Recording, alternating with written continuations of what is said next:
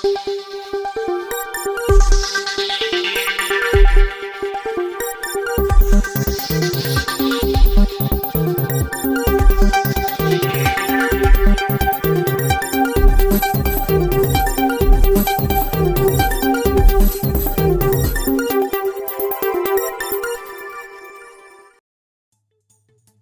અને વડાલી ક્ષત્રિય ઠાકોર કર્મચારી મંડળ દ્વારા આયોજિત નવાવાસ ગામની બેઠક યોજાઈ.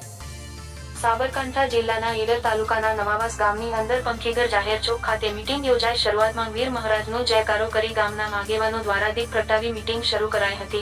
સમાજમાં શિક્ષણનું સ્તર ઊંચું લાવવા અને શિક્ષણ સંકુલ બનાવવા માટે ઈડર અને વડાલી ક્ષત્રિય કર્મચારી મંડળ દ્વારા બેઠકનું આયોજન કરાયું હતું, જેમાં સમાજ માટેના ઉદ્દેશ્યોની બેઠકની અંદર ચર્ચા કરાઈ હતી, જેમાં શિક્ષણ સંકુલ, હોસ્ટેલ, વાંચન લાઇબ્રેરી માટેની જગ્યા વિશે ચર્ચા, ટ્રેનિંગ સેન્ટર, સરકારી નોકરી ભરતી માટે ક્લાસીસ, સરકારી નોકરી ભરતી માટે બ્લડ કેમ્પ, આરોગ્ય વિષયક સેવા,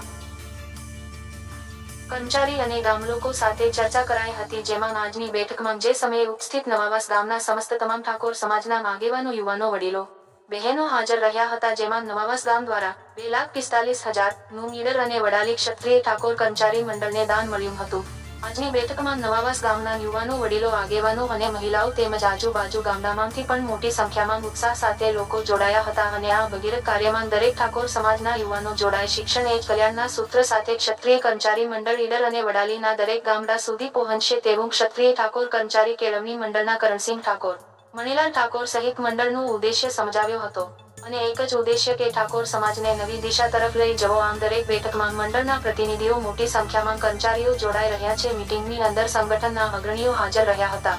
મીટિંગના અંતે નવાવાસ ગામના આગેવાન દ્વારા હાજર લોકોનો ગામ વતી આભાર વ્યક્ત કરી મીટિંગ પૂર્ણ કરાઈ હતી.